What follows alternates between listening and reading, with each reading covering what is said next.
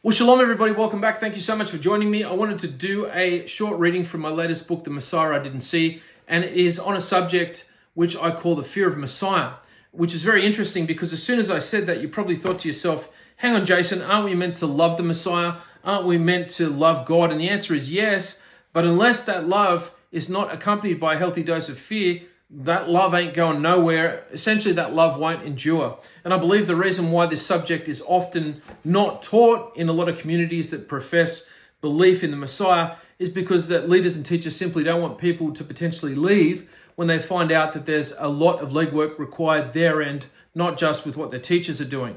But that's a whole different subject. But let's get on with the reading. It is page 181, chapter 13, Fear of Messiah. Many Messianic believers have a wrong, or at the very least, a superficial understanding of the Messiah. Granted, it is not as tragically wrong as Christianity's approach to him, but it's still way off course, made worse because it swoops close to the mark in concept alone. This is evident in that while you might hear that Yeshua is the living Torah, there is very little to no active learning occurring in really observing the Torah in terms of correcting thoughts, speech, modesty, eating kosher, keeping Shabbat, and overhauling a person's ethical behavior, or learning the ins and outs of tshuva. Social media is awash with Messianics who spend more time there than in studying the Torah, praying, or doing mitzvot. Most of their waking life is full of debating and arguing with people, snapshotting pieces of information to prove their points, which neither party stops to actually read anyway. Most Messianics think that keeping kosher is simply refraining from eating pork or shellfish or draining meat of its blood.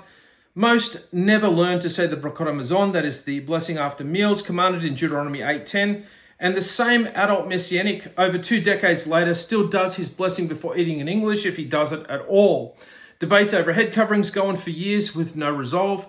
Driving on Shabbat is never, and I mean never, addressed despite the actual written Torah forbidding lighting fires on the Shabbat according to Exodus 35:3. In just 1 minute of driving a car with a 6-cylinder combustion engine turning at 2,000 revolutions per minute, 60,000 fires are created. So by the time a person arrives for service, he has committed countless violations of a command that, when just broken once, has the same punishment as murder.